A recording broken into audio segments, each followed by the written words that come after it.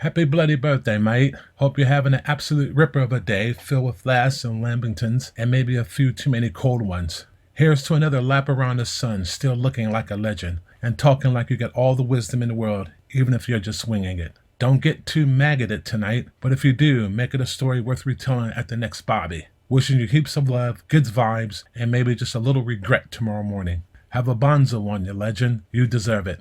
Alright, so that's my bad Aussie accent. Anyway, have a wonderful birthday celebration. Enjoy yourself, and I'll be talking to you soon. Bye-bye. Welcome to the Blooming League of Original Podcasts.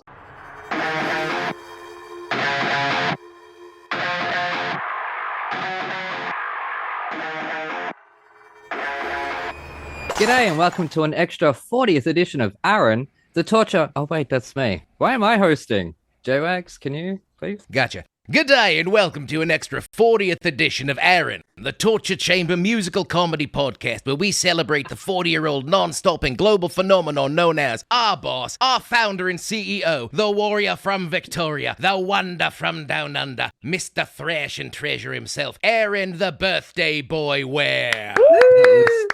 That was both magnificent and terrible. That was awful. But it was also wonderful. That was the Simpsons Australian accent. Anyways, how you doing? I'll take it. I'm doing great. Things are going great here in New York. It's a little bit rainy today, so it's lovely to be with all of your sunny personalities. Yeah. It is sunny here. It's very sunny here, which is nice. Yeah. What? That's weird. I know. What is the world? You've got this sunny Britain and this cloudy New York. Yeah, and it's cloudy in Melbourne. So we've just had a heat wave. So anyways, yeah, we haven't had you on in a while, so welcome back. It is lovely to be back. We've been doing stuff down at Second City, New York. We've opened, I think, 4 shows since I've been last on the show, so they've been keeping me very, very busy. Yep. But guess what? Phone rings, door chimes, in comes some legendary West End company tonight. And these two divas need no introduction, which is good because we didn't write one. But it is Caroline Sheen and Dianne Pilkington. Hello. Hello. Thank you for joining us so much. We really are old friends, aren't we, Di? We are. I mean, how long have we known each other? It is something like 30 years. Don't want to age us all, but this episode's already going to age us. It might be more. Oh, God. I think it is a bit more. Yeah, I think it's a tiny bit more. We met when we were 2. Yeah. Yeah. You were 2 and you already had amazing careers. Yeah, we were prodigies. World War II had just finished. Chic. Oh, we're setting the tone early for this episode. Yeah. How you guys doing? JWags, you're up. You're hosting. I'm not hosting. Dianne, I hear you are currently in Dracula, a comedy of terrors at this moment. I am. Oh my goodness. It's just transferred over from an off-Broadway theatre, and we've got the lovely James Daly playing Dracula, who came with it, and the rest of us are Brits who've been thrown in there. And I play 3 men. It's great. Yeah. How is that doing your vampire drag? I know. I love it. I absolutely love it. At first, I was slightly horrified by one of the wigs in particular. Caroline's seen it, haven't you, darling? I've got a bald comb over. But then you know what? I don't do short hair very well anyway. So I'd rather I looked really awful than just, oh, she doesn't do short hair very well. It's like nobody would do this wig well. Yes. This is a statement. This is in itself a theatrical challenge. It is, but it's great because it does an awful lot of work. It did make me laugh more than anything has made me laugh in a very long time, seeing Dianne as 3 different blokes stomping around the stage or jumping out of windows or clip-clopping around the stage. Honestly, I mean, I saw the open dress, so I can only imagine how slick it's got since then. And it was pretty slick when I saw it. And considering I've known Dianne since we were like 18, 19, it surprised me. You know, you think you know what your mates can do, and then they do something like that, and you're just like, wow. I'm going to make you do that every time I see you now, Dianne. Just be a man for me. Have 3 wig heads set up at all times, just ready. Yeah, it's a whole other podcast, guys. A whole other podcast. It's all fun. Yes, mutual admiration society going on here. Caroline is utterly brilliant. We very much support each other, don't we, my love? We go and watch all our shows. Indeed we do. Indeed we do. I worked on Steve Rosen's other project he's working on right now, the Vacation musical. So it's like we have Rosie in common, and he is a dream of a man, and we love him. He's a delight, an absolute delight. He's such a great human. To be honest, it's, the whole vibe with Dracula is everyone's a delight. But when Steve came over, it was just like, you're just sunshine. He's a hug in human form. I sat sat next to him in the open dress. Did He you? was very nice. Yes, he's lovely. Steve's great. We'll bring him on the show. He'll be fun. Yeah. Yeah. Oh, wonderful. But other than, of course, the amazing work in sucking that Dianne is doing, what's Caroline up to these days? I am up to lots of interesting bits and bobs that are yet to come to fruition. It's that everything's in that kind of middle stage where I've been workshopping 2 shows, and one of them is hopefully going to happen in autumn, and one of them might happen. It's going to happen, but whether it happens with me or not, I don't know. I'm at that stage where I've done so many workshops, so I'm sort of invested in it. But if I don't get it, it'll just be one of those I hate show business days, and probably last about 48 hours, then I'll get over it, you know. Yeah. So we'll see. I really like that process of being in the room when people are crafting something, and they are, with this one show that I'm doing, they are being meticulous with the script and with the score before we've even put it on its feet in the workshop. So that's really fascinating, sort of seeing how every workshop we do is different, isn't it? But this one is all we've done is stand at a microphone and speak or sing so far. So yeah. At what point in the process, I mean, if you've been in these process with so many of these workshops, do you prefer it like sort of when it's at the beginning and then everyone's just like sort of throwing things at the wall, seeing what sticks, and like huge big shifts can change day to day? Or do you prefer when you can see the shape and you're really doing the fine tune work to really make it the best it can be? What part of the process do you really like to lean into? I mean, obviously all, but what's your favorite? Yeah, I sort of like doing an early workshop because that's fun and the pressure isn't there. And then when you do a later workshop, it's more pressurized. And obviously we're going to have like producers in the room and money men in the room and stuff like that. But at that point, you're ready to actually do some work and take it off the page. I think I really like doing that, is when you see it start to take shape and start to come to life and do as much of it physically as you possibly can. That's really fun. And then usually, like you say, you don't always do the show. Like I did one for Becoming Nancy last year, and then I went to see the show, having, I wasn't casting it, but I went to see it, and it was really fascinating seeing how much had changed, how much hadn't changed, how it is in costumes and light and sort of, so all those sort of parts that go through your brain when you're thinking about that in a workshop, to then see it fully realized is really exciting too. Amazing. Dianne, I'm sure you have been in several workshops as well. Do you have anything to add on that? Like, what are your favorite parts of the process? Probably the same as Caroline. I like it when you start getting more familiar with it. Although we've done workshops together, haven't we? And we're both quite gobby. You two are great. We're both quite gobby and we're both quite opinionated. So You gotta shut us up. I am so surprised, really. Are you the two ones in the back of the alto section always just being like, this is not going to work. We're going to need to do this. Are you the two ones just having like the quiet convo? Oh, it's not quiet. No, it's not quiet. We share it. But I think that's the point, isn't it? I mean, you can do it constructively, but the whole point of getting in people who hopefully have some experience, and sometimes you're workshopping roles that you're never going to play. I did Love Never Dies workshop. It was quite clear from the minute I opened the script that I was not going to be playing a Coney Island burlesque dancer. Do you know? I mean, it just wasn't going to be happening. That is not my skill set, but I really enjoyed working on the script and the music. And that's kind of what I was there for, was to see how the structure things worked. And then they got a proper person in who can dance. So that was good. I enjoyed that. I was just thinking, Caroline's much more generous of spirit than I am, because if I don't end up in the finished product, I can't go and watch it.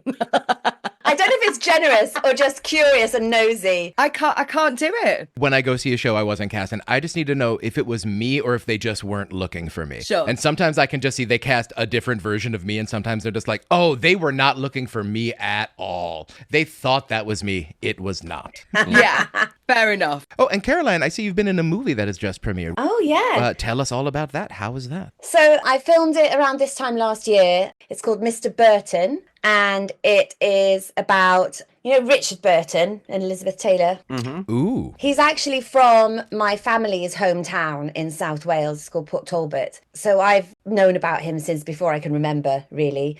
And he's not actually called Richard Burton. He's called Richard Jenkins, is his original name. But he took the name of his teacher, Philip Burton, who inspired him to become an actor and taught him Shakespeare, taught him voice. He also got him links to like the BBC, got him a scholarship to Oxford, basically saw potential in this sort of young mining family's kid who probably wouldn't have gone on to much, to be honest, but he saw potential and he kind of inspired him to become an actor. And indeed, it meant he took his name. And it's a really fascinating film, actually. It's about, you know, mentorship, friendship, generosity, education, enlightenment. And it's just really fun. I mean, I'm in it for a cough and a spit. My mum didn't even notice me. I was like, thanks, Mum. Because you're such a good actress, you just blended in so well that she couldn't even tell. I embodied that woman so well. But yeah, it's basically a two-hander, really, with a few other people thrown in. But three-hander, sorry. Yeah, it's fascinating. And the three leads in it are all English, but they're doing Welsh accents, which doesn't always work. But in this film, it's great. I'm really impressed. And it sort of goes to show that people can do the accent if they put the time in or if they've got the ear for it. It's, you know, it's my bugbear seeing people with bad Welsh accents, obviously, on telly, because I'm like, no, I know so many other people that could do that part. Yeah, it's great fun. It's great fun. How do you think Aussies feel, Caroline? How do you think Australians feel after that introduction? Wow, exactly. Aaron, do not make me go back into my Yahoo Serious voice. I promise I will. Look him up. Look him up. He's in a lot of trouble at the moment. But anyway, sorry. Really? Yes. Oh, no. Yeah. Not Mr. Yahoo Serious. Yeah. Now, we are about to go into this, but first of all, speaking of Richard Burton, speaking of mentorship, to throw open to the entire room here, do you see that we have moved away, or in terms of acting training, in terms of how modern actors, I don't believe, are necessarily trained for stage first. They are trained necessarily, sometimes they're trained for film first. But I have noticed that when you get a theater-trained actor, something like a Richard Burton, you have a more versatile base to stand on. And I'm finding that a lot of younger actors I'm seeing now are not being trained classically to fill a room. Is this a thing you're noticing in the UK at all? Yeah, I think so. Because of lockdown and because theatres are kind of coming back and trying to put bums on seats and stuff, there are a lot of producers out there that are putting famous people on stage to sell tickets. And I didn't see it, but recently, I don't know if you read this, Dianne, I mean, they had a production of The Tempest at Drury Lane. It was the first time Shakespeare's been there for like hundreds of years or something like that. Maybe not hundreds, but, you know, a long time. It is. And it was Sigourney Weaver playing Prospero. And I didn't see it, so I don't know, but the critics were not kind. Her performance on stage apparently didn't come across, didn't fill the theatre. And it's a bit of a barn. Yeah, it's huge. I mean, the place is a barn. It takes a It's huge. very skilled actor to be able to do that there, I think. And I think she's fantastic. Oh, she's amazing. But no, it did not go across well. And I guess that's a really good example of somebody who is highly skilled, not quite translating to that place.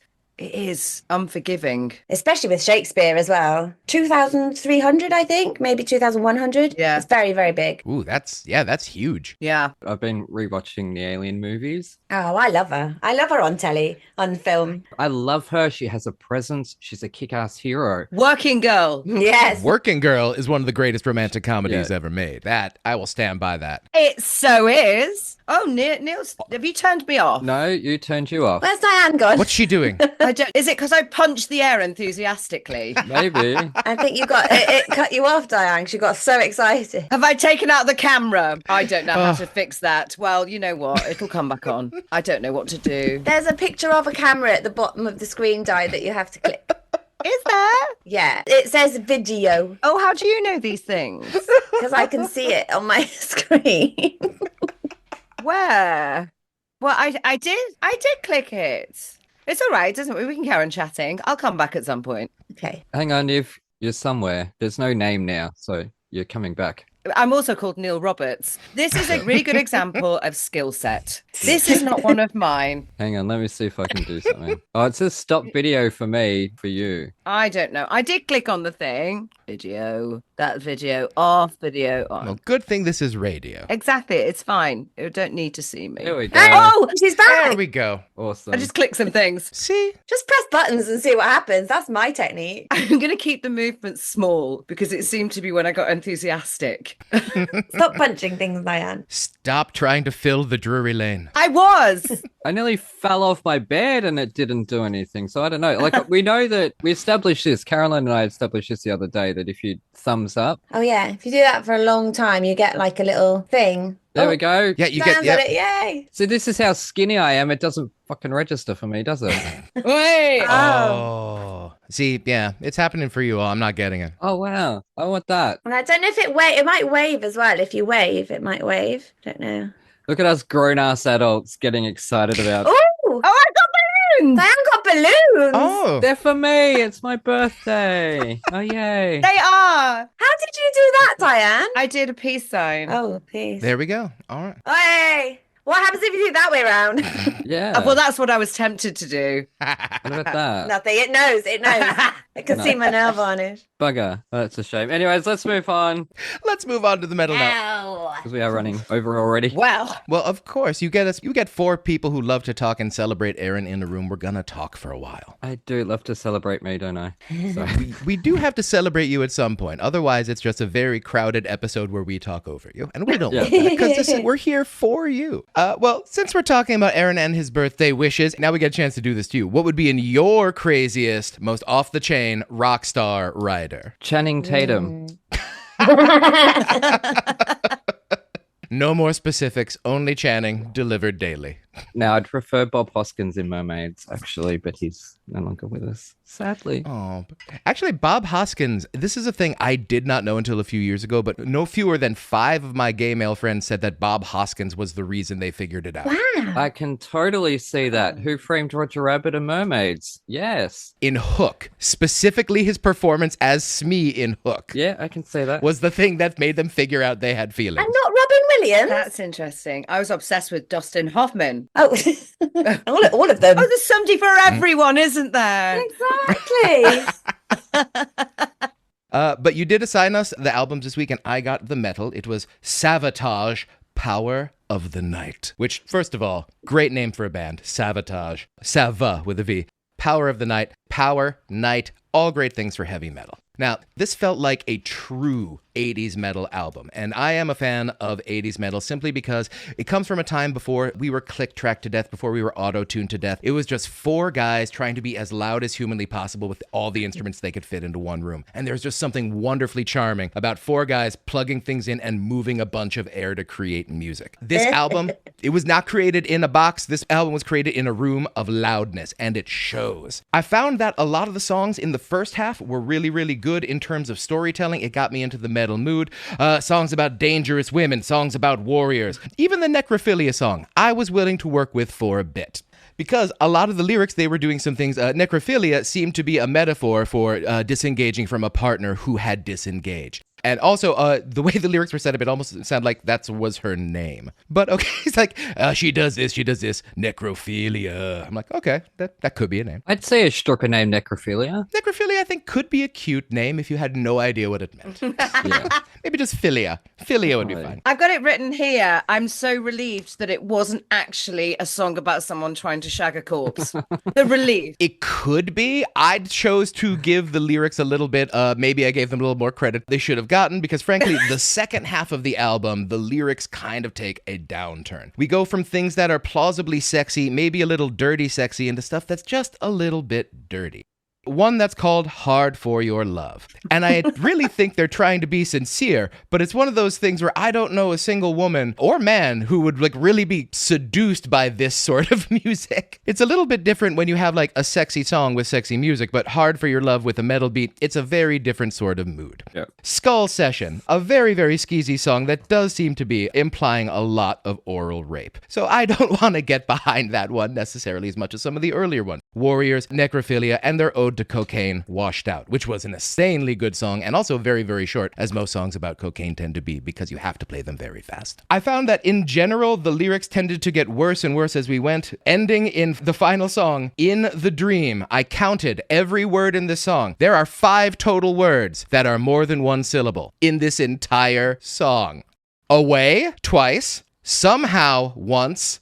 Drifted, once, and ever. Every other word in the song is a monosyllable, and this song is 5 minutes long. in the dream. So I would say if you were attempting to teach English to someone who loved heavy metal, this would be a great way to start them out on simple subject-predicate agreement. Also, in terms of basic pentatonic scales. Now, overall, this album had solid riffs, incredibly clean production you could eat off of. The lyrics were phrased in such a way everyone was crystal clear, and the vocals were strong and powerful. The arrangements were uncluttered and awesome, and I appreciate a metal synth keyboard more than most. Unfortunately, I don't think most of the songs are that well crafted or that re-listenable, despite the excellent musicianship and guitar soloing. There is a difference between dirty sexy and just dirty. This was good music, great production. So Max Norman, the producer, excellent work. But I would say I would not list this as one of my top 80s albums, 3 out of 5. Okay. Interesting. What did you ladies think? Sorry, I'm not hosting. Jonathan, you segue. Okay. All right. Ladies, what did we think of Power of the Night by Savatage?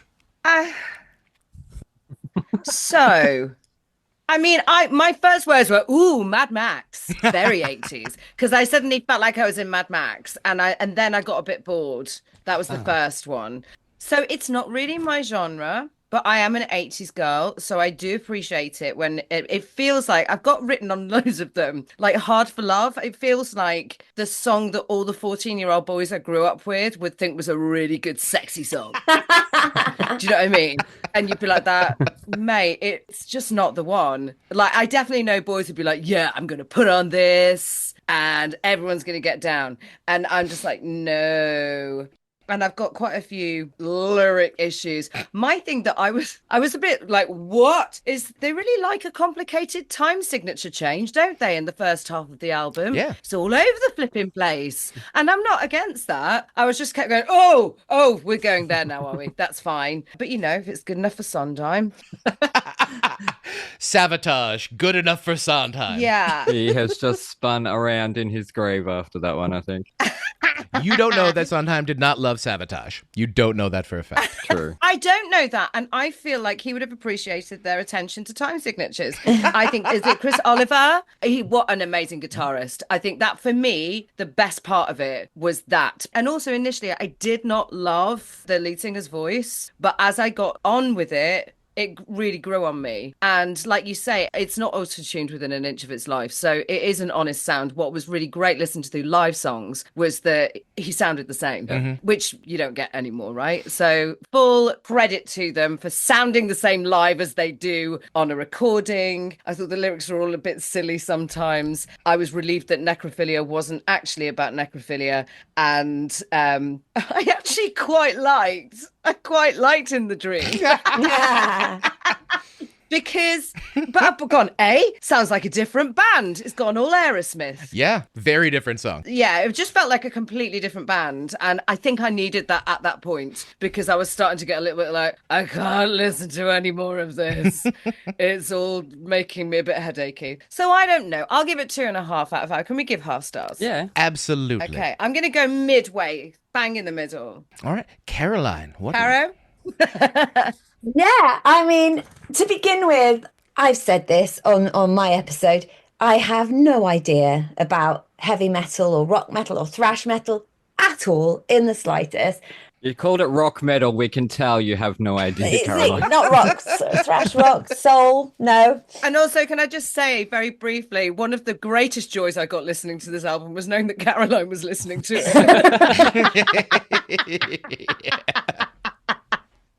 Anyway, carry on, dear. Oh God, my only sort of addition to all this would be I agree with everybody. I always love when I do listen to a heavy metal album. I love how theatrical they are. I don't know that I would love to see it in a theatre. I think I'd love to see it in a movie, like soundtrack, like, you know, the Mad Max thing would be really fun and very kind of, it sets up an atmosphere, doesn't it, of thrill and drama and everything. Yeah. It feels more like you as useful music to achieve an end as opposed to music you would enjoy on its own. Yeah, exactly. I want to see another story going on alongside it. I felt like, to begin with, what's that Christopher Guest film about the band? Spinal Tap. Spinal Tap. Yeah. I was a bit like, is this serious or is this a piss take? okay, this is satire, but then I realised it was authentic. And then I realised it was actually very authentic. And I always appreciate that. But they're not pretending to be anything they're not. And what they are doing, they're doing, like you say, with commitment and energy and noise, which is great. And I appreciate that. I just don't like Dianne. I don't know if I would manage to listen through to the whole thing ever again. The way that came out. The way that came out, Caroline, was I don't like Dianne.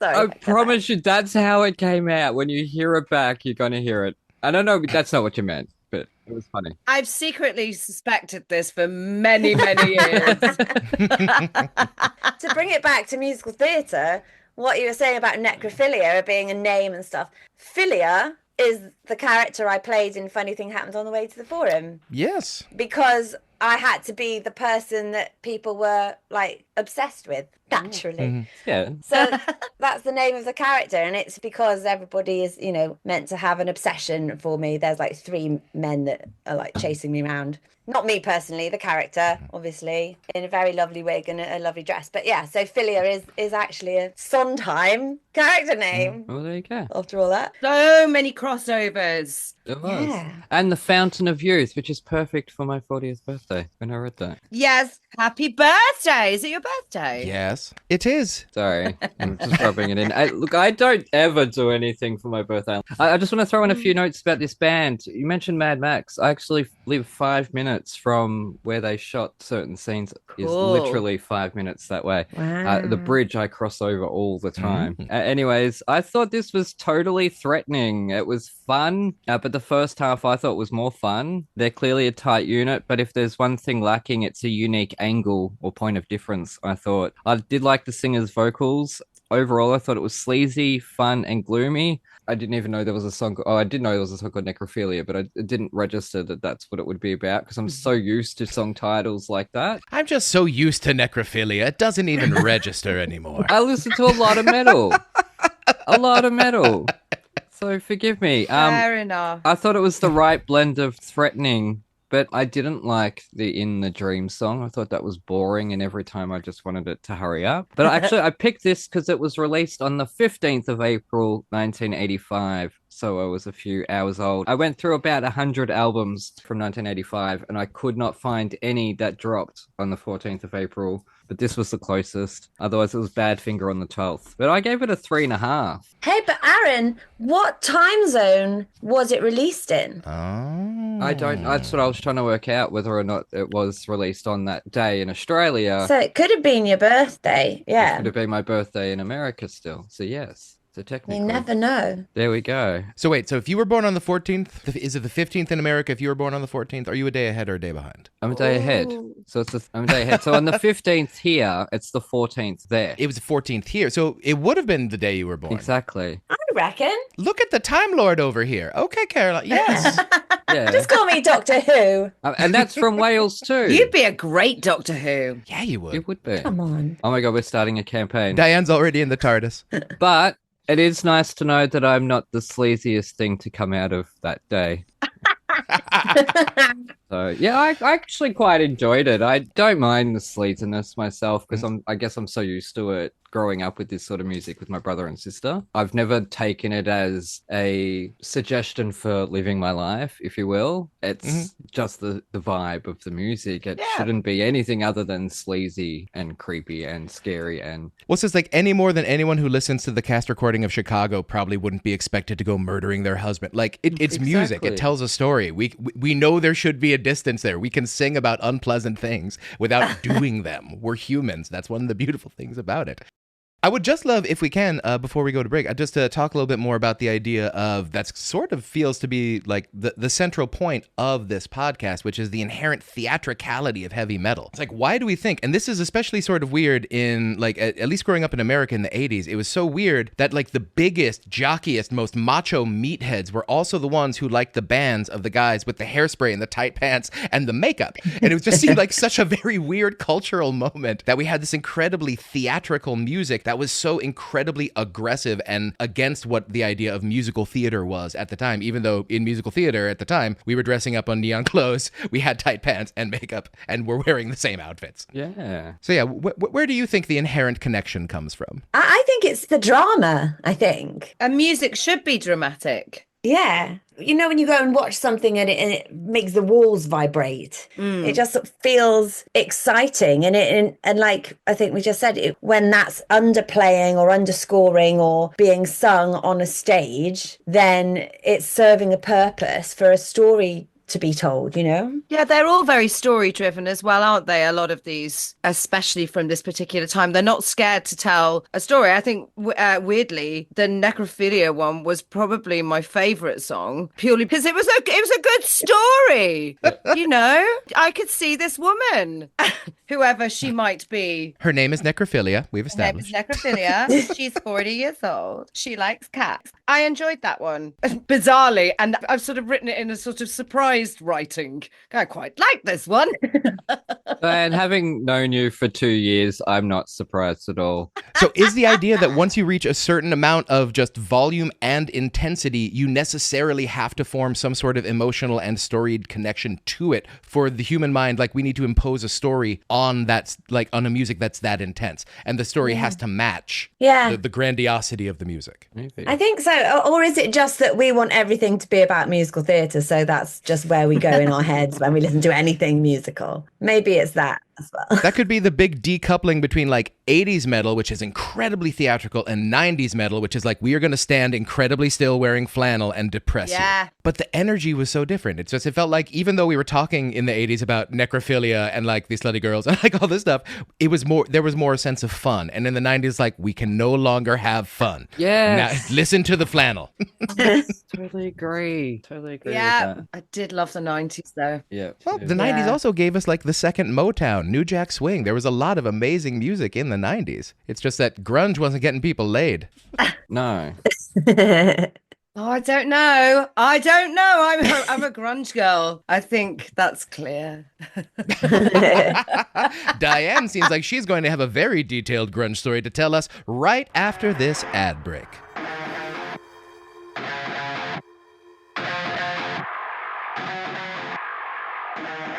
Hello there, my name is Caroline Sheen, and I've just started an exciting new podcast called Talk Musicals to Me, where I'll be sitting down with some of the biggest names and industry players in musical theatre, including Olivier and Tony Award winners, West End and Broadway icons, and celebrated composers, as they discuss the musicals that have resonated most with them, both professionally and personally, sharing their most cherished musical memories. Join me on this journey through the fantastic musical theatre world and the people who inhabit it.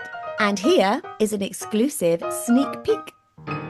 Our guest today is the incredible Adam Gettle, Tony Award-winning composer-lyricist of wonderful musicals, The Light in the Piazza, Floyd Collins, Myths and Hymns, and last year, Days of Wine and Roses. I had the absolute pleasure to work with Adam on The Light in the Piazza when it had its European premiere in Leicester Curve back in 2009, I think. And it is an absolute joy and honour to have you here. Hello, Adam.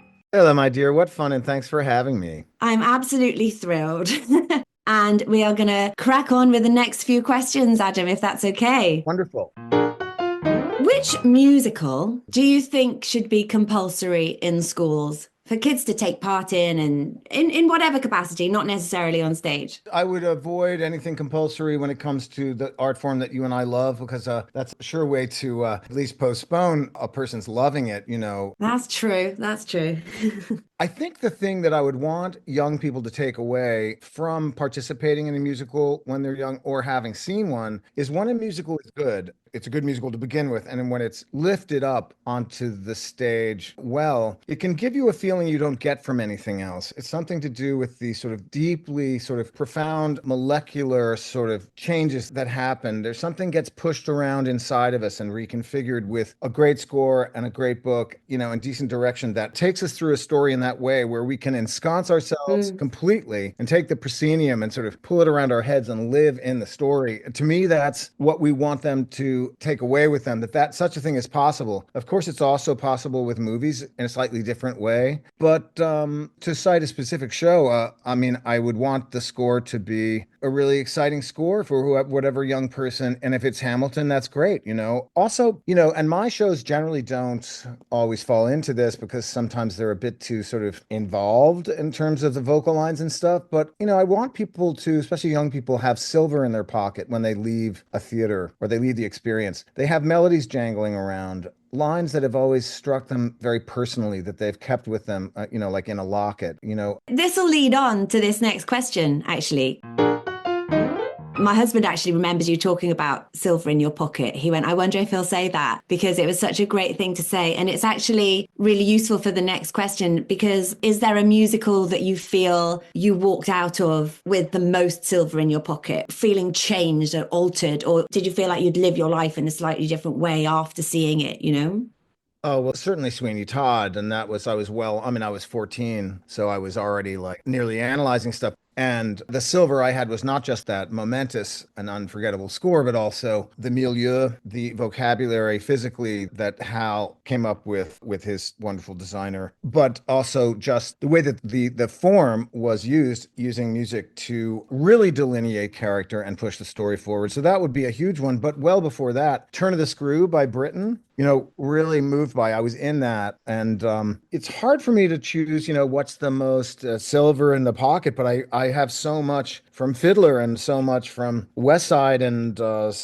shows that are less known. I just we just carried around. We have our sort of unnamed kind of tacit Rolodex, in our minds and in our hearts, and also the ache in our heart and in our throat to do well in the form, to use it at that level, to get to that level with it, and that's also a kind of. It's an energy cell, Yeah, you talk about Fiddler there. I think that the opening number of that show is utterly brilliant. And the way it introduces character, culture, religion, tradition. Absolutely, 100%. And even before the opening number, I think it's Joe Stein. Is that who? Mm-hmm. I think so. But anyway, the very first monologue, which begins the show before the number. Yes. It's one of the best things ever written in the theater because it perfectly lifts the story up for us to participate in. It's a fabulous sort of spiritual roadmap as well as narrative.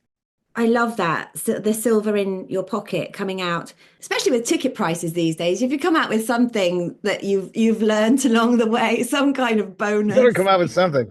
Exactly.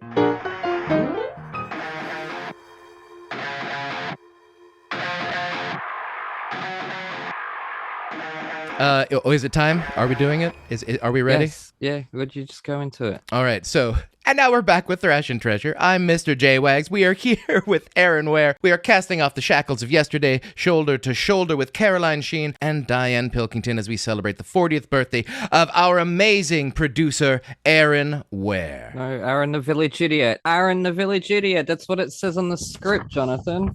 I will roast you later. That is coming. But, Dianne, Caroline, a new question since you both have been on the show last. Now, if the arts had an Olympics, what events would you compete in, and what events would you most want to watch people compete in? I think it's safe to say I would not be competing in jazz dancing, although we could bring back the body ripple, Caroline, because we were ever so good at that. We worked hard at our ripples, Dianne. I think that skill may be gone now. Yeah.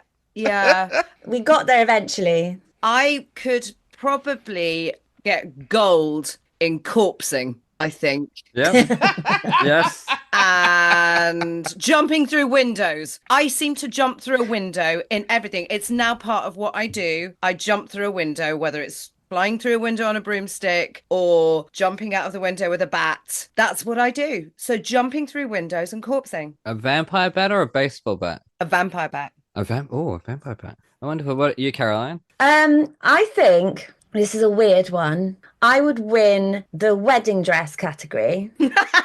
also the jewelry category, because for a long time, pretty much every show I did, I got married in. Or actually, no, every show I did, I had a wedding dress in, but the wedding never actually happened. I don't think I ever actually got married once at all. But I think by the time I got married, I'd worn about 5 wedding dresses on stage. It kind of took away the kind of moment where you wear your dress for the first time and go, this is it. I was like, well, that's all right, it'll do. Did it create any anxiety that you had been unsuccessfully married in fiction so many times before you actually got married? Yeah, I was like, is this one going to actually end with an I do or not? What's going to happen? And the jewelry is that also a lot of my characters have had something to do with a locket. Like Fontaine had a locket, obviously, that she sells. My character in Witches of Eastwick had a locket that she spoke about. And there's another one. Mary Poppins gives one of the children a locket. So yeah, for some reason, lockets and wedding dresses, I'd be the champion. I would not be the champion, like Dianne said, of any dance category. So maybe tap dancing. I did like a bit of tap dancing in my time. You're better at dancing than me. You can hold your own. I fall over a lot. I can blag it. I can blag. You're a better blagger. But I cannot blag a twerk. It's hard to fake that one. It's hard to fake it. When I was doing 9 to 5, I tried to learn how to twerk. One of the girls was incredible. And when we're messing around in the wings, she'd be like twerking away to some kind of Dolly Parton song. And I was like, how do you do that? And she gave me all this visual stuff. Like, imagine you're trying to get a fly off your bottom. And I just could not do it. So yeah, that's the one I would never be chosen for that team. So your event would be acting while encumbered. Like just the most things we can put on you and still give a performance. Yeah, there you go. Wedding dresses, lockets, throw them all at me and I'll manage that. But don't ask me to twerk at the same time. I tried to do a slut drop in Red Shoes and I couldn't get back up again. Oh, really? Yeah. You tried to do a what? A A slut drop. slut drop, Ooh. you know, like where you like drop to the ground. Yeah. And I could not. She knows it's true as well. Look. That's hilarious. Yeah, I thought it'd be really funny. We call them stripper drops over here. So it's a little different. Yeah, we just go straight in for it. Slut drop. When a British person says slut drop, it just sounds like a candy I've never heard of. It's like, oh, we've had slut drops for years. And that probably would have been sexier than what I did. Caroline, in that Arts Olympics for the wedding one, you could be the bride, and Dianne, now that you've played men, you can be the groom who runs away by jumping out the window. Yay! Instant gold. That's the winning scenario. It could be a remake of The Graduate where at the end he actually just comes through the window to grab her and run away with her. Oh, yeah. I've never seen The Graduate, but I have seen Wayne's World too. It's the same. Yeah, I know. I love Wayne's World. That was a joke, Jonathan. That was a joke. Wayne's World is amazing. Love it. I've seen The Graduate. Yes. Speaking of Wayne's World and music, is there an artist you love so much you would never want a jukebox musical made of their music? Like, don't even touch it. Savatage, can't have a musical of them. I love them too much. I want a musical of everything in the whole world ever. I think you've asked the wrong people because I seriously love Lana Del Rey, for example, but I'd be like up for singing some of those songs in a musical because I love them. I don't know if I do them very well, but I'd try. Are there no voices you would rather not hear the songs done with someone else? Because I know some people are like, if you're not Tom Waits, don't sing a Tom Waits song or something like that. Is there any voice that's like, no, I need to hear this person sing these songs or it's just not the song anymore? Kanye West. Well, that's a very special thing. Yeah. I don't know. I'm always happy to hear a reinterpretation of things. I mean, I remember thinking I was going to hate The Bodyguard on stage because I don't think anybody can sing that stuff like Whitney Houston. And Beverly Knight proved me very, very, very wrong because she's amazing. Because she's Beverly fucking Knight. That's why. Yeah. So, it put me in my place. Yep. Mm-hmm. I had my mind changed on this question when I saw there was a Grateful Dead musical that was off Broadway about 6 years ago. And I thought that was going to be an absolute nightmare. I did. I'm from Northern California. You're issued Grateful Dead albums when you turn 13. It's not a choice. And then you eventually just have to get a familiarity. And you just get so familiar with this sort of them being done in this very specific style. And then when you had trained Broadway singers doing the songs, they sounded so much better. And it took so long for me to accept that. Yeah. I'm like, oh wow, this sounds so good. Oh, these harmonies are perfect. Damn it, I want to listen to this recording now. And then they never made a recording, so now I'm going back to the Grateful Dead, who I loved for so many years. I'm like, why can't you sound like Broadway? Yeah, I felt like that about the Madness musical that Caroline's husband was in, because I love Madness, love them, and I wanted to see that show for a long time. I said it on this show, so I'll get through it. I fucking loved it. I absolutely loved it. The way they interpreted it, the way those songs fit into it, just everything about it was wonderful. Anyways. Yes, speaking of musicals, Aaron, you got the musical review this week, so do tell us all about this week's musical. Yeah, I'll quickly run through it. 5 pages this week, or 4 pages. I chose Take Me Along. So when I first decided to take me along, it was because I went on the ridiculous search to find a musical that premiered on the day I was born. And I chose this because the April 14th, 1985 revival lasted only 1 performance. So I was relieved to know I wasn't the only disaster to come out of that evening. So I pressed play and was met with a 5-minute overture. So far, so good. And then a cheeky parade started, which sounds like factory workers or residents of a company town. Oh, please, start it up, and I'm reminded of Mary Rogers in a reference that only Caroline and I will understand. For now, the music is cheery and of its time, but is it a good time? Yeah, sure, it's confusing. One lady uses so much vibrato, I'm wondering if she's actually a cute little lamb. Whilst melodically these charming songs aren't reinventing any wheels, the lyrics would make Jonathan's eye twitch. I'm actually finding these unknown songs refreshing after decades of Guys and Dolls, Music Band, and Pajama Game revivals. And whilst the story isn't too deep, the songs are either fun bops or touching looks at middle-class life, especially with Staying Young, which makes me feel old. Until he calls 40 young, and I now feel great. But again, the simple story isn't as clear, only in moments like when 2 men fall in love and play with their little green snakes, which is a song that I did not see coming, but definitely piques my interest. 3.5 stars. It's cute, not groundbreaking, but not being overdone makes it a really refreshing listen. So I actually did quite enjoy this because I haven't heard these songs before. I haven't heard them to death, but they were still in that vein of the Pajama Game, which I have heard to death, and Guys and Dolls, which we've all heard to death. Diane, Caroline, what did you think of the musical Take Me Along? I've written down Pajama Game. I got vibes of the Pajama Game as well. I think because it's a town and they're talking about kind of fire engines and they're going on a company party and all that kind of thing. It gave me those vibes and it made me wonder. I wonder why that show closed after a day, because it ran for something like 400 and something performances when it was first done. Yeah. And the one that went to Broadway had run for 6 months,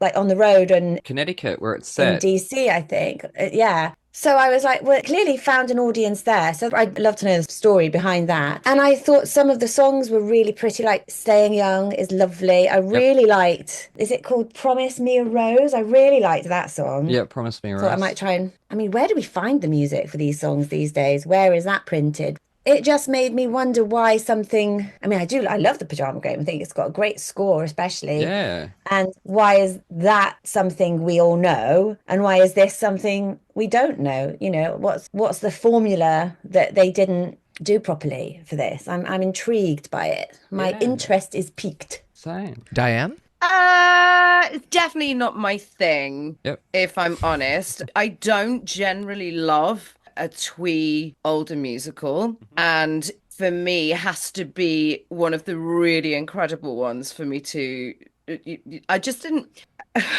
but I've written, this gave me PTSD because we did Strike Up the Band at college and it reminded me of that. It reminded me of that. Yeah. Yes, I remember that. So immediately I was not in the right place. I thought the overture was beautiful. And I have to say, I thought that the orchestra were stunning. It was so lovely to hear that. And it was lovely to hear a full overture. I do like that. I don't think we get that anymore. And it's so lush and it sets you up a little bit. So then when you do hear some of the songs, they do sound a bit familiar, which is nice because you feel like you've come home. I struggled to hear the women. Yeah. It was almost like, and it wasn't just that. There was another song with 2 men. The second to the last one, I cannot read my own writing. I said it's very distracting that they only have 1 mic. Quite possibly.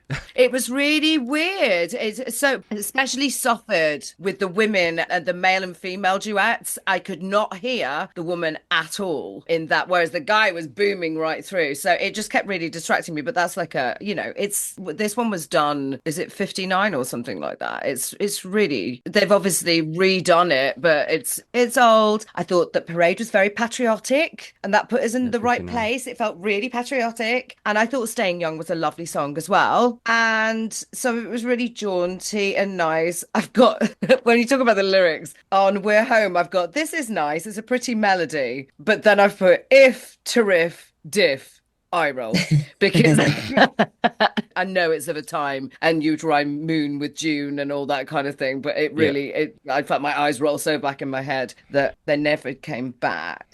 So I didn't hate it. I thought it was really pretty. Promise Me a Rose was pretty. I thought 9 o'clock was my favorite.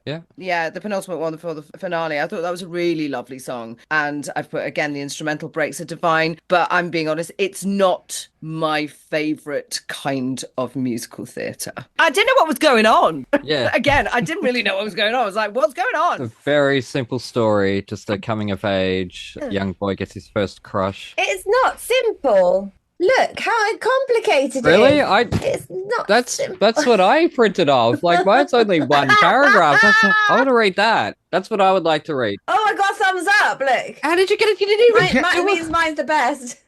Yeah. Great. All right. Obviously, it's not simple then.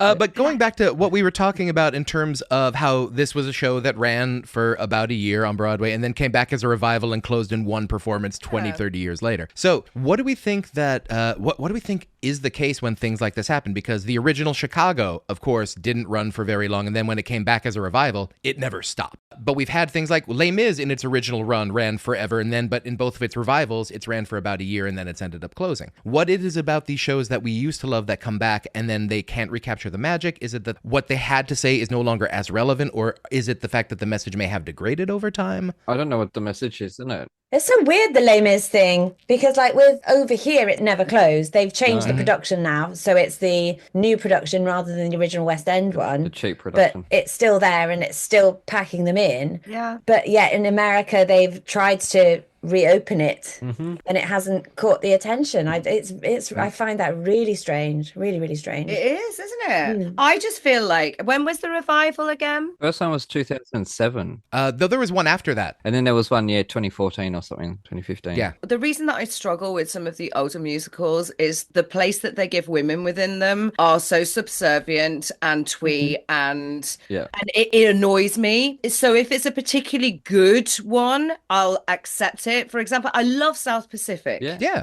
But I think that she is an unusually bolshy character in the middle of that for the time. And I'm not that keen on Carousel. I find it really, really problematic. But I can appreciate some of the soaring songs. Yeah. This is a topic actually Aaron and I have brought up on other occasions. Do you think there is a place in the musical theater for revising some of these older books so that we can keep the beautiful scores, but we can reframe them in ways where we can treat women as people, where we can treat Asian people as people, as per? If the creators are alive and are doing it themselves, cool. If they want to change their vision, then fine, do that. But I could quote Adam Gettle saying, but don't come along and put your stamp on it. Write your own fucking shit. Basically is how he put it, is to paraphrase. Which is a fair point. He is their grandson, so. Yeah. It is good to recognize. I do think it's really important to be able to look at things in the context that they were written and recognize that there were different attitudes towards different things.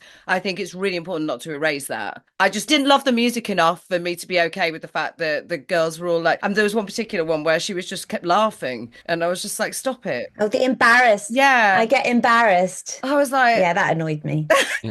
That's what got my blood up. But her voice annoyed me. She sounded like a lamb, like everything was like that. It was hyper vibrato. That was the style, though. It was annoying. Yeah, it was that style of singing, wasn't it? It was that sort of Catherine Grayson style, like in Kiss Me Kate, that strange dear, but you're true dear.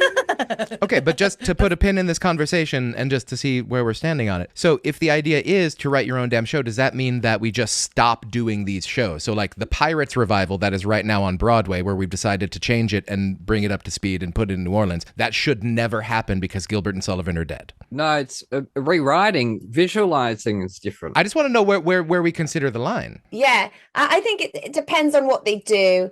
I think it's that thing of like respecting what came before and acknowledging that meant something then. Yeah. Because what I find about some revivals, when they talk about the original productions, and they sort of do it with a bit of disrespect. Yeah. Some do. And that winds me up because you think there's a reason why these shows have lasted over 100 years or 70 years or, so that's what gets my goat. But if it's something that honours what was there in the first place and then takes it to something where it does work today, I'm really excited to see Pirates. I think Gilbert and Sullivan would love the fact that people are messing with their stuff. I really think they do because they were such a playful pairing. And I think it's exciting. We don't do Shakespeare the same all the time. It has to change. It doesn't have to change, but when it does change, you notice how relevant something that's from the 1600s is today. It's really fun. Yeah. But look at Baz Luhrmann's Romeo and Juliet. He didn't change the script necessarily, but it's still modern. It's still relevant to 1996. Extensive cuts were made to the Extensive cuts, but he didn't. Extensive. They didn't need to modernize it. They didn't need to add that modern slang to it at all. It still. No, it took Jerome Robbins, Leonard Bernstein, and Sondheim to do it. They changed it and they modernized it and made it something excellent. And they didn't care that they had to remix Romeo and Juliet to make it. Are we not going to do West Side Story anymore because we're adapting a different thing? No, because that's an adaptation. That's different. Okay, so this is the discussion I love to have on the show is where do people consider the line? We don't have to spend the rest of the time on this because I literally could talk about this for 9 hours with each one of you. Just want to throw in there, I thought it was funny that Fountain of Youth was a song on this. No, Staying Young was a song on this, so that connect up with Fountain of Youth. I thought that's why you put the two of them together, that you were going to make a joke about the two of them. That was absolute random. It really was. The Volunteer Fireman Picnic has been parodied on Family Guy and the Emmys. At least twice. Yeah. At least twice. At least twice. It was done on the Emmys as well, I think, by Seth MacFarlane. Now, on Wikipedia, there's a really interesting story down the bottom about one of the songs, Take Me Along. Take me along if you're loving me. Yeah, I like that one. An Yes. airline company used that for a promotion, right? For businessmen. I read this. This is funny. Yeah, listeners at home, go on Wikipedia. You can check it out. That businessmen were offered a promotion to take their wives along with them on business trips. And the airline decided to write the wives letters to say thank you for coming along on these trips. So as you can imagine, a bunch of wives got letters saying thank you for coming on a trip that they never went on. So there's our sequel. That's how you update this show, is you do that story. Parallel that with the musical, and there you go. You've got a pseudo-sequel / remake / reboot update. The jaunty song, though, wasn't it? It was. It was a jaunty little ditty. If you love me. Well, we shall jaunt off for just a moment to an ad break, and we will be right back.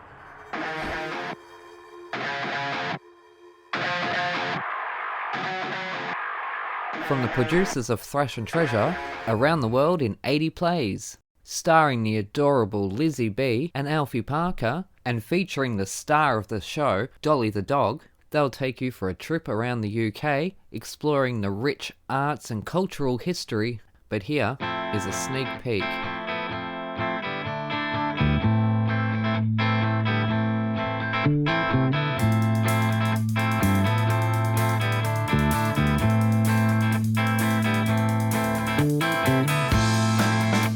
And this week we're in Edinburgh, Scotland. Scotland! Every theatre really has ghosts, but we're in Edinburgh. Edinburgh's known for its spooky ghosts. So why don't you... Yeah, I've done my research, and I might have had an experience of my own. Oh. Right, so, I am a true believer. Alfie is definitely more sceptical, but I believe in ghosts wholeheartedly. Like, I love watching paranormal programs. We watch a lot of celebrity ghost hunters. I just love it. I just kind of think, like, what's the point in not believing? Yeah, my issue, right, I want to believe that there is something there. I think ghosts is a nice idea. As long as they're nice ghosts. Yeah, as long as they're not throwing things around. You know, like, no, because they grab me legs and go, bleh, all of that. That's never happened to you, has No, it? but you hear stories of them being like, get out of my house, and they're rattling everything and all of that stuff, and it's just a bit... Oh, please. Right, so anyway, theatre ghosts is like a massive thing. So I'd say probably every theatre in the world has a ghost. Yeah. But with Edinburgh being such a historical place, the Festival Theatre actually has 3 ghosts.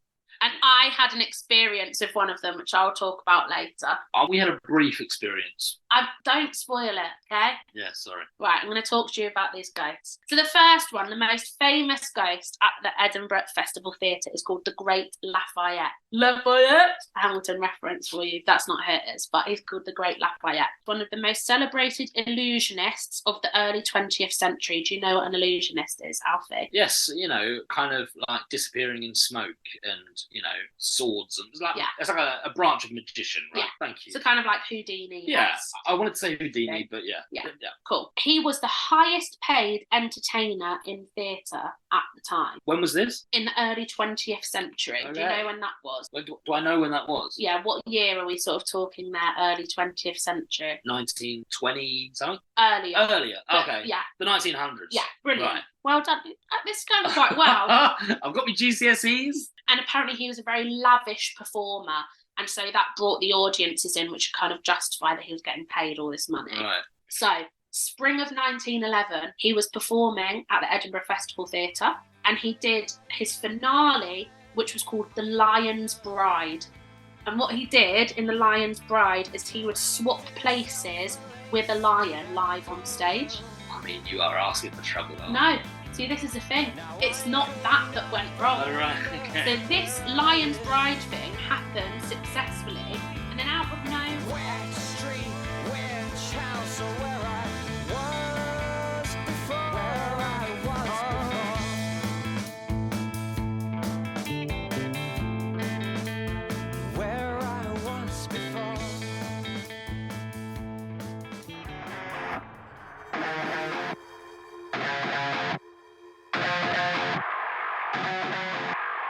We are back with Thrash and Treasure. I'm Mr JWags as Billy Flynn. We are joined by Dianne Pilkington as Velma, Caroline Sheen as Roxy, and of course as Amos, our very favorite, Aaron. For Aaron, on his birthday, we've decided to serve you up a roast. Oh, yum. Call him Twink Buscemi or best case Gollum.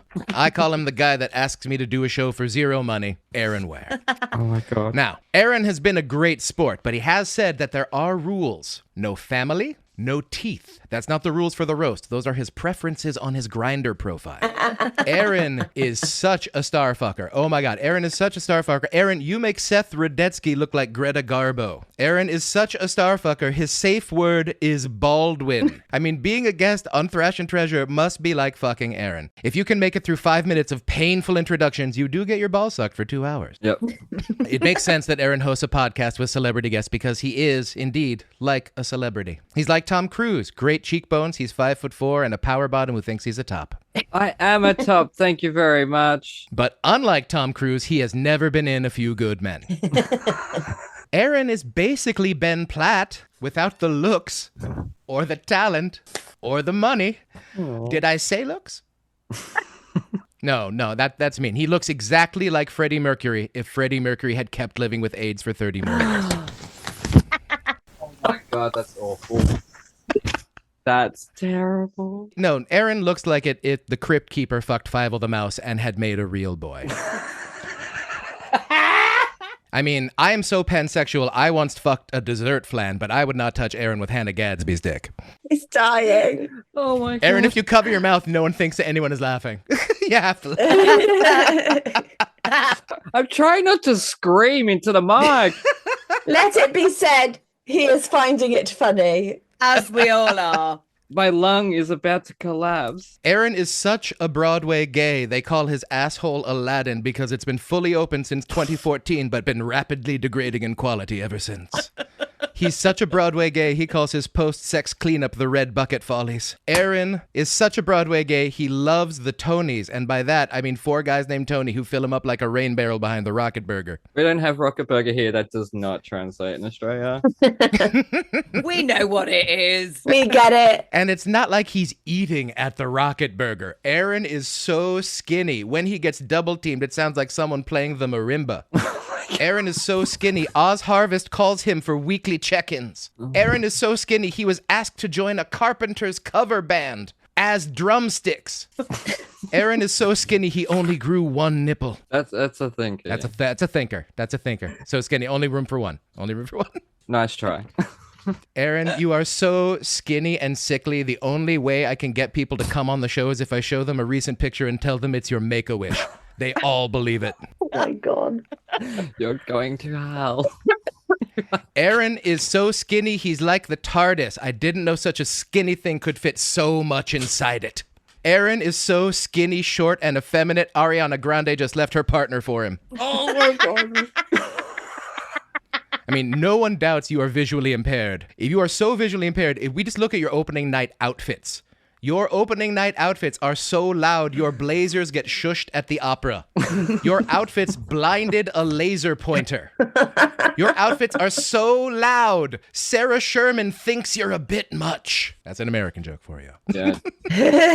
I know her from SNL. Aaron's outfits are so loud, they say dress for the job you want. Aaron must want to be a bowl of sherbet or a youth pastor in Kenya.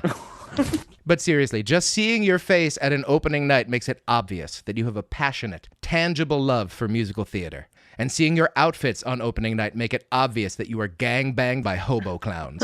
I'll do that in the face. Hobo the clown was lovely and he told me everything. Now, Aaron also fancies himself a writer, but maybe he shouldn't quit his day job yet. Richard Dawkins just cited the Toniston Tales as one of his strongest arguments against the existence of a loving God. Tell me you haven't read the Toniston Tales without telling me you haven't read the Toniston Tales. Anyway, continue. And now, Aaron turns 40. And 40 is ancient for a gay. Aaron is so old, he still owes Liberace a handy for some Quaaludes back in 97. No, I paid that debt. Thank you very much. He's so old, he gives his rent boys a handwritten check and sends them off with a musk stick and a licorice bootlace. Aaron is so old, his first trick was Plato. Aaron is so old, he sexts by carrier pigeon. In all seriousness, I do love Aaron. He's like a laundromat. It's convenient, and we've all done it, but you don't want to be seen there. I mean, it is different than a laundromat because after you drop a load in a washing machine, it doesn't text you for 2 months afterwards asking if you want to watch a bootleg of the Australian Tour of Fame. That was a stretch. This asshole loves theater so much. He has spent literal years of his life doing hard, unpaid work so that he and people like him can learn and experience more of the art form they love. So that people for whom financial or geographic reasons can't experience Broadway or the West End can experience just a bit more of the magic they love so much. He goes through daily rejection by people he respects professionally and personally, asking people to be on this show that he does without ego, expectation, or sleep. What a fucking knob. Yep. Aaron, you're great. Thank you for doing this. We love you, man. That was wonderful. Those are all going to be cut out of context if I ever run for politics. So enjoy that. Enjoy that as it was. Yep. And thank you, Temu Jack Black. At least you never have to worry about being mistaken for a comedian. Whew. But jokes aside, Jonathan, to the side, please. I'm not going to bore everyone with a speech because Jonathan just did that for us already. So say goodbye to your career after that one. Just want to say thank you guys for joining me on this stupid episode. Birthday on Zoom, but we've got things that are coming up that people don't know about. So obviously I wanted to have you guys on that. And you've just been great friends to me over the past couple of years and let me bitch and moan about how hard doing this show is. And Aaron, creation is an act of sheer will. I think anyone who's ever been on the show can agree with that. And everyone who's ever been on the show has had people tell them they couldn't do it, have had told them reasons why they shouldn't do it, have told them reasons why it's stupid what we do. But we still keep doing it. And we do it because there are people like you who are caring about the work we are doing and want to know more about it. And because of that, you have created your own work. You have created your own area in this ecosystem that is yours, that you are creating. You are not watching through a porthole the creatives doing the work. You are one of the creatives doing the work with us. Absolutely. You're a legend, Aaron. Yes, you are. Thank you for inviting us on. He's too fabulous. You're just so kind, Aaron, and so much fun to talk to, and to have what we've got going on. We can't say. Coming up soon that we still can't say about, but we will soon, is super exciting. And it's all through your generosity and your kindness and your will and your tenacity.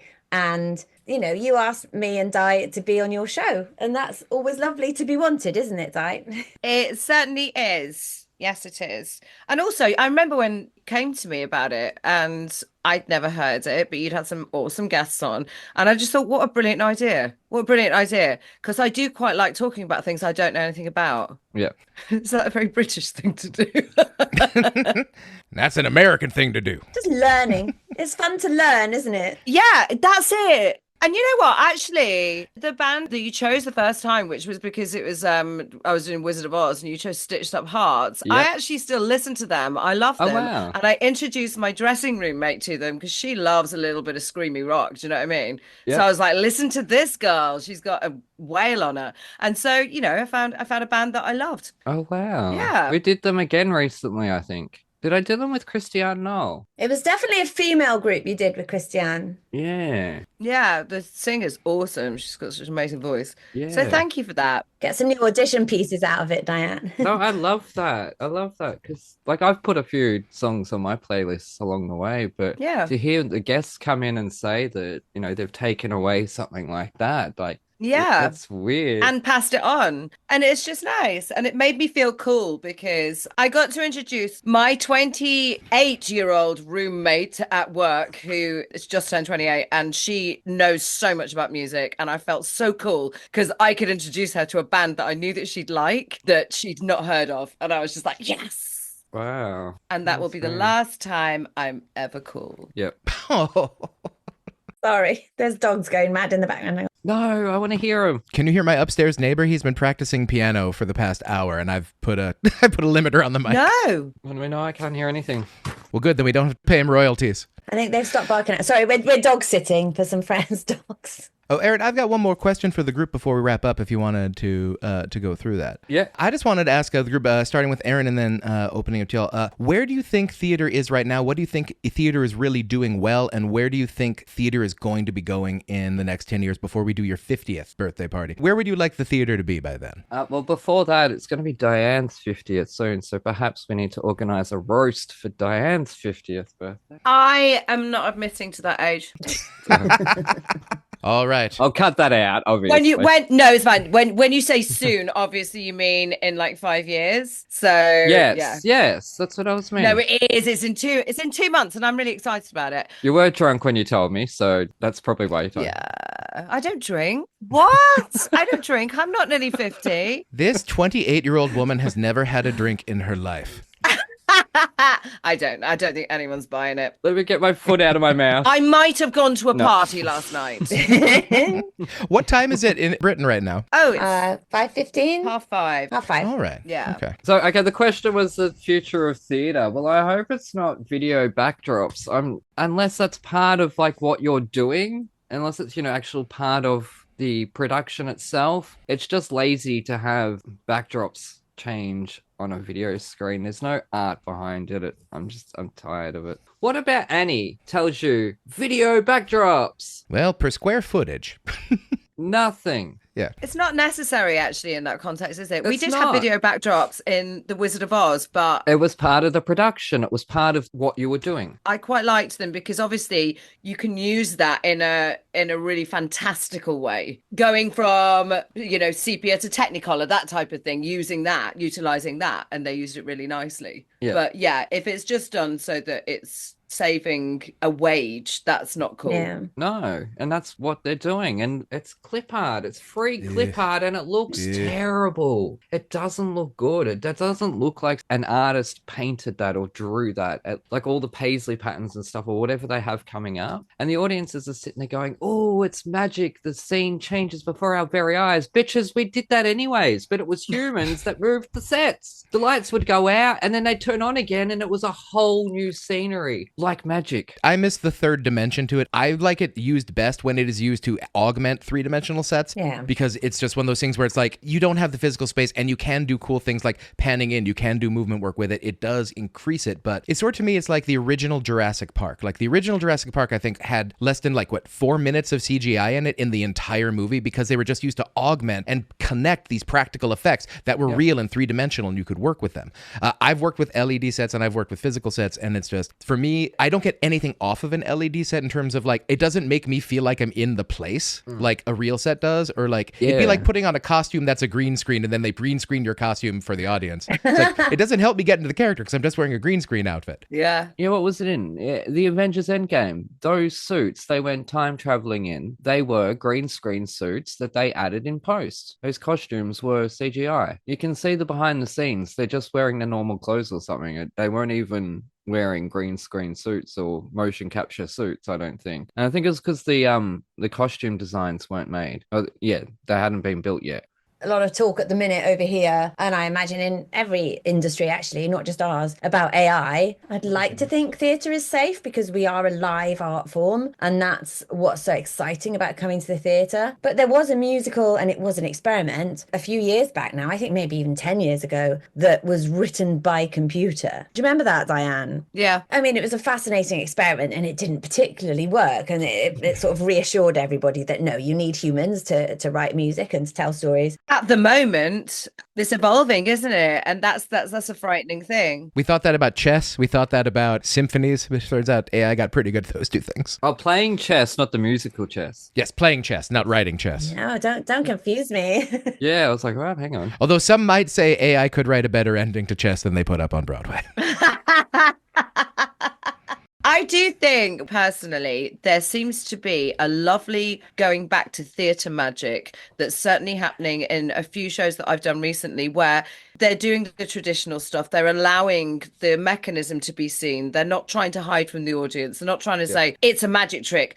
Bedknobs and Broomsticks, very good example of using lots of different kinds of theatrical magic. And sometimes it was literally a plane on a stick. And we know it's a plane on a stick. It's fine. Making the audience do the job of using their imagination. And then when we did some real magic, they went, whoa, they weren't expecting it. And I think that people are picking up on that and knowing that audiences like to be included. They don't want to be handed everything all the time. They want to do some of the work themselves. Otherwise, it's just, you might as well sit in front of the telly. Yeah. Or go to a cinema. It's about collaboration, isn't it? It's about making sure everybody is on the same page. Yeah. And if there is some kind of enhancement like projection or some kind of incredible computer technology, Mike's just done Stranger Things, which was full of theatrical magic, but had to have some projection stuff in it. But you cannot believe what you're seeing is actually happening on stage. If it was on TV, you'd be like, oh, that's CGI. But it's actually happening on stage because of real humans putting the work in and talking and collaborating brilliantly. It's really exciting. So that's fun. That's fun. Another good example, actually, of using different kinds of illusion to create a whole. And therefore, the audience, I think, is always playing catch up then because they don't know how they're going to have it presented to them. So, yes, augmenting is great. Mixing the things, using what we have. I'm a big fan of using the new technologies to see what we can achieve. But don't forget that there was some other stuff that used to work as well. And I think definitely people are remembering that a lot more. It did look like everything was going to be automated at one point, and it's not anymore.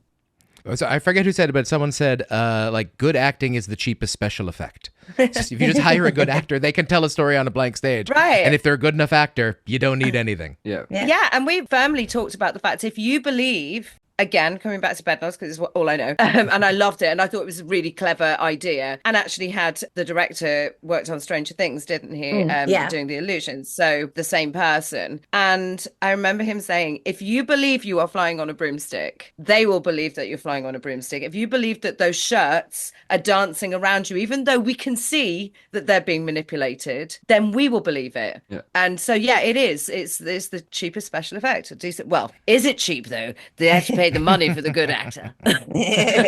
Well, Aaron, as it is your birthday, let's give you the final word on this one. What is your statement on the musical theater moving into the next decade? Like my feelings, but they're very well known. But just want to throw in there what Dianne just said about if you believe it, the audience believe it. Lost season 1, episode 1, the very first episode where the polar bear comes running at them. When they were filming that scene, the actors were a bit unsure, and the director said to them, if you believe this, if you play this, that you believe this, the audience will believe it. And so they went through that whole show with that mentality that they bought into it, and we at home bought into it. And ever since I heard that, it's stuck in my head that yes, that is your job, is to sell us the most ridiculous ideas on the stage and sell it to us as it is legitimate. And the stage is an intimate performance. It is live humans there. TV and cinema are not. And so therefore, I think when you have your whole stage they might have a few set pieces, but they've got a backdrop that's just a video screen changing all the time. That's just a cinema.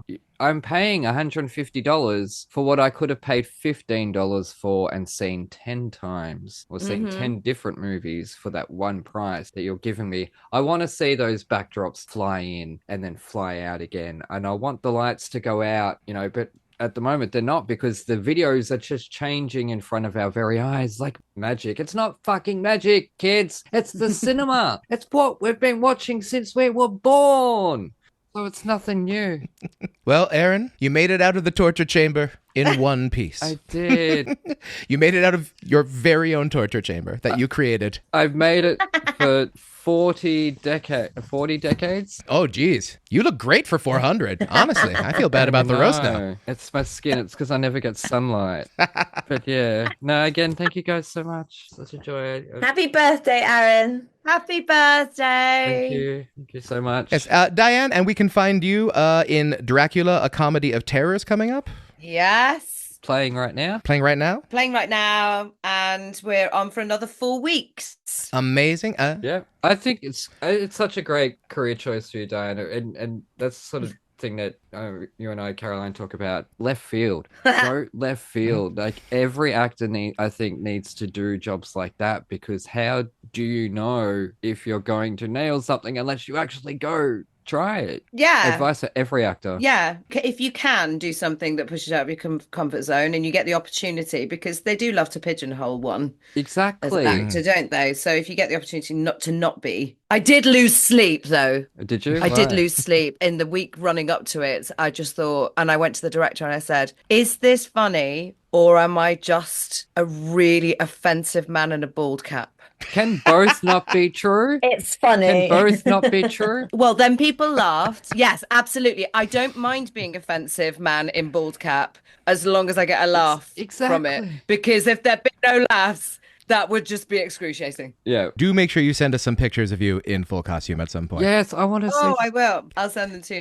Caroline, Mr. Burton. When does Mr. Burton come out and where can we see it? It came out yesterday in cinemas. No, not yesterday, Friday, the 4th of April. So it's in cinemas, and I think it will probably be on the BBC at some point, because it's BBC Films behind it. So when it comes out there, it'll be able to be streamed and things like that. Yay! So, yeah, it's really lovely watch. So enjoy it. Amazing.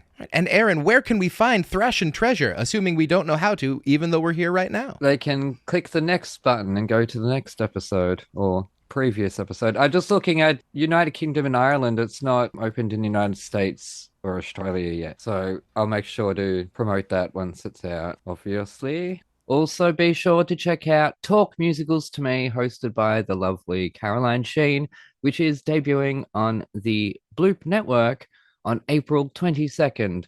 So next week, you will be able to hear the very first episode in this wonderful show that we have been working on together. Also, make sure to catch Wicked for Good, the second part, when it comes out in November, because Dianne has a small part in it. And we're very, very excited. And also a huge, huge thank you to Jonathan X for that wonderful message at the start. We had invited him to join us for today's recording. However, he had to work. He's a very, very busy man, which is the problem with recording these episodes in the daytime in America, because obviously then Steve and Spencer weren't able to join us as well. But we miss them and love them and can't wait to make more episodes with them. Yeah, no, otherwise you can buy the Toniston Tales and read the Toniston Tales and tell me about all the mistakes that are in there, because I self-published it. Yes. No, again, it's such an honor working with you guys. It really is. I've been doing this for 30 years, and finding collaborators, finding reliable people to work with is a struggle. Well, let me know when you find them. I'm looking at them now. All right. You two are utterly delightful. I'm so happy to meet you two. You too, thank you. What happens if we do that? Oh. Nothing happens if you do that. I think that means something different in our country. It does. Oh, does No, it? isn't it that way? That's okay. This is how I count to 3. I don't know. I used to, in Australia, if someone did that right and you looked at it, they would punch you. Oh. Does it mean asshole? I don't know. Because it did in company. What if you do that? Ooh. Oh, no, that'll trigger me from the Olympics. That's from the heart. Oh, look. Oh, look. Diane's work. There we Mine go. doesn't, because I'm heartless. Yeah.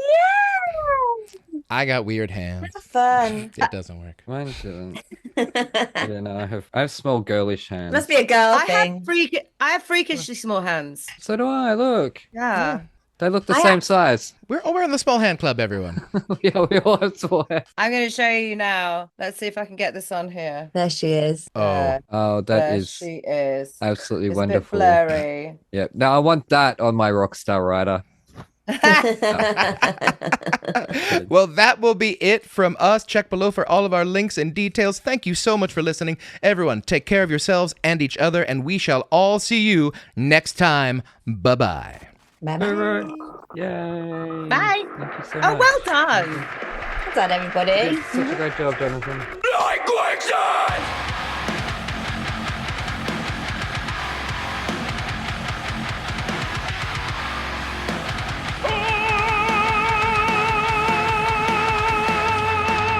Awesome. It's going great.